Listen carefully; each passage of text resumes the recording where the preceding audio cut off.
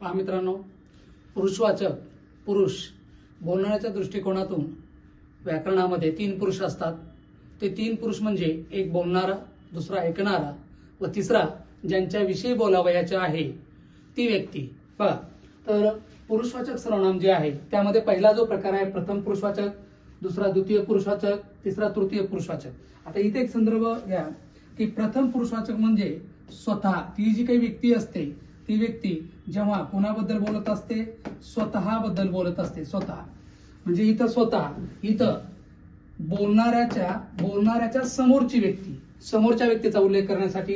आणि इथं दोन व्यक्ती, ही दोन व्यक्ती जी काही ती दोन व्यक्ती कुठल्या तरी तिसऱ्या व्यक्तीविषयी बोलत असतात, ती व्यक्ती. म्हणून लक्षात ठेवायचं, बोलणारा हा प्रथम पुरुष असतो, द्वितीय बोलणाऱ्याच्या समोरची व्यक्ती हा द्वितीय असतो, आणि तदनंतर ज्याच्याविषयी बोलावयाची आहे ही व्यक्ती तृतीय असते. मग बोलणारा जी काही व्यक्ती आहे ते स्वतःचा उल्लेख करण्यासाठी जी सर्वनामे वापरतो ती असतात मी, आम्ही, आपण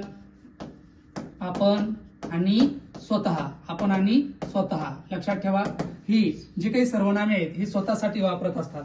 जसं मी अधिकारी होणार. उदाहरणादाखल बघा, मी अधिकारी होणार. आता हे मी अधिकारी होणार म्हणजे मी माझा उल्लेख करतोय. मी अधिकारी होणार, मी अधिकारी होणार. माझा स्वतःचा उल्लेख करण्यासाठी मी वापरला, हा प्रथम पुरुष झाला.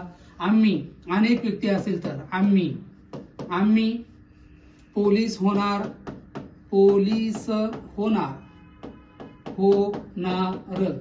स्वतःविषयी वापरलं आम्ही. त्यानंतर आपण गावी जाऊ. लक्षात ठेवा, म्हणजे जो संदर्भ इथं आपण आहे त्यामध्ये बोलणारा एकच व्यक्ती आहे. आणि शेवट स्वतः अभ्यास करतो. स्वतः अभ्यास करतो म्हणजे मी, आम्ही, आपण, स्वतः हे स्वतःविषयी वापरले जातात. यांना प्रथम पुरुषाचे म्हणतात. बोलणाऱ्याच्या समोरच्या व्यक्ती, माझ्या समोरची व्यक्ती आहे, आता त्याच्याविषयी बोलावयाचं आहे. तर मी, माझ्यापेक्षा व्यक्ती लहान असेल तेव्हा मी काय म्हणेन, तू. म्हणून इथे येणारी सर्वनामे मी, आम्ही, आपण, स्वतः. इथे तू, तुम्ही,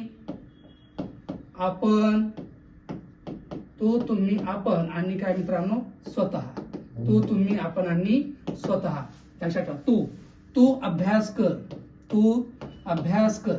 पुढच्या व्यक्तीसाठी वापरला मी, तू अभ्यास कर. अनेक वचनी शिक्षक विद्यार्थ्यांना म्हणतात काय, तुम्ही अभ्यास करा. लक्षात ठेवा. तदनंतर इथे तू, इथं तुम्ही. त्यानंतर तिसरा आपण केव्हा आलात. पुढच्या व्यक्तीला म्हणतो बघा आपण केव्हा आलात. व्यक्ती एकच आहे, मात्र आदर व्यक्त करण्यासाठी आपण याचा वापर केला जातो. आणि स्वतः अभ्यास करतो म्हणजे मी, स्वतः अभ्यास कर पुढच्याला मी सांगेन तेव्हा द्वितीय होईल. स्वतः अभ्यास कर. समजतंय? म्हणजे पुढच्या व्यक्तीचा उल्लेख करण्यासाठी तू, तुम्ही, आपण, स्वतः. तदनंतर तृतीय पुरुषवाचक, दोन व्यक्ती तिसऱ्या व्यक्तीविषयी जेव्हा बोलत असतात तेव्हा तृतीय पुरुषवाचक सर्वनाम वापरले जाते. त्या तृतीय पुरुषवाचक सर्वनामामध्ये कोण कोण असतं, मी, आम्ही, आपण, स्वतः. तू, तुम्ही, आपण, स्वतः. इथे तो, ती, ते. अनेक वचनी त्या. तो, ती, ते, त्या. उदाहरणार्थ तो म्हणजे मित्र. तो गावाला गेला. म्हणजे दोन व्यक्तीविषयी, दोन मित्रांमध्ये तिसऱ्या विषयी चालू आहे म्हणजे तो झाला. ती वर्गात आहे.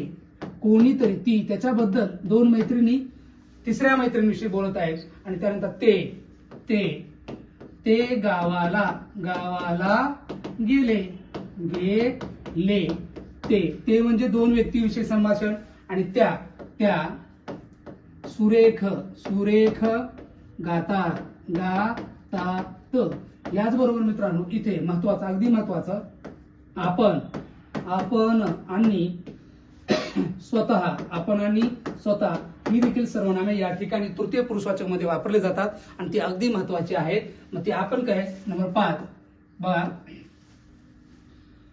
राजू ने तुला आणि मला बोलावले. राजूने तुला आणि मला बोलावले.